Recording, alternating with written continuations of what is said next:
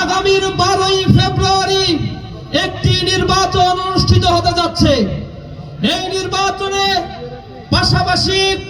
গণভোটে হ্যাঁ এর মাধ্যমে জুলাইয়ের চেতনাকে আকাঙ্ক্ষাকে জাগরুক রাখার জন্য, রাষ্ট্রের কাঙ্ক্ষিত সংস্কারের জন্য, রাষ্ট্রের কাঠামো থেকে স্থায়ীভাবে ফ্যাসিবাদকে বিলুপ্ত করার জন্য আগামীর বাংলাদেশে সকলকে দল মত নির্বিশেষে এই দেশের নাগরিকদের হ্যাঁর পক্ষে রায় দেওয়ার জন্য উদাত্ত আহ্বান জানাই। হ্যাঁর পক্ষে যদি আমরা রায় দিতে পারি, আগামীর বাংলাদেশের তত্ত্বাবধায়ক সরকার ব্যবস্থা পুনঃপ্রতিষ্ঠা হবে, এদেশে ফ্যাসিবাদ ব্যবস্থার চিরতরে বিলুপ্ত হবে,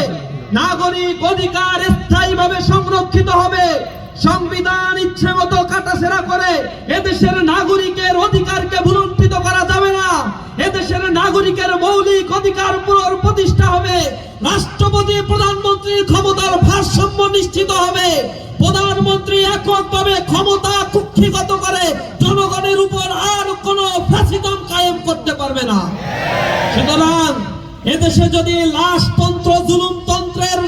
কবল থেকে রক্ষা করতে চান, তাহলে হ্যাঁ পক্ষে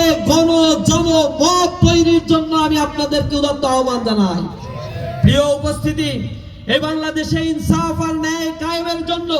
দীর্ঘ সময় ধরে দেশের জনগণ রাস্তায় দাঁড়িয়ে তাদের বুলেটের সামনে জীবন দিয়েছে। 52 ভাষা আন্দোলন, 71-এর মুক্তিযুদ্ধ, 90-এর স্বৈরাচার বিরোধী আন্দোলন এবং 24-এর সর্বশেষ ফ্যাসিবাদের বিরুদ্ধে দারাজ কণ্ঠ দিয়ে জুলাইয়ের যোদ্ধারা যেভাবে জীবন দিয়েছে, হাদিরা যেভাবে নিজেদের কণ্ঠকে উচ্চকিত করে ফ্যাসিজমের বিরুদ্ধে, তারা আধিপত্যবাদের বিরুদ্ধে কথা বলেছে, সেই বাংলাদেশকে বিনির্মাণের যে স্বপ্ন আমরা দেখেছিলাম, সেই স্বপ্ন বিনির্মাণের সারথি হিসেবে ইসলামী ছাত্র শিবির, জামাত ইসলামী জনতার কাতারে দাঁড়িয়ে চেষ্টা করে যাচ্ছে। আগামী 12ই ফেব্রুয়ারি দাঁড়িপাল্লা হচ্ছে ইনসাফ আর ন্যায়ের প্রতি, বাংলাদেশকে দারিদ্র মুক্ত করতে, বাংলাদেশকে একটি স্বনির্ভরশীল আত্মপ্রত্যয়ী রাষ্ট্র হিসেবে গড়ে তুলতে দাঁড়িপাল্লার পক্ষে আপনাদের জনরায়